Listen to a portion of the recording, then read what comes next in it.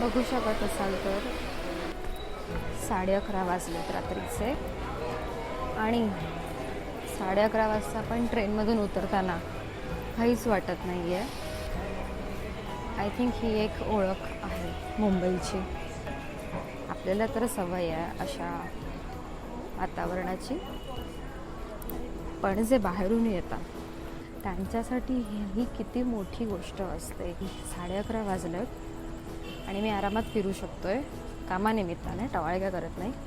ऑफिसवरून एवढ्या उशिरा आम्ही येऊ शकतो आहे बिनधास्त.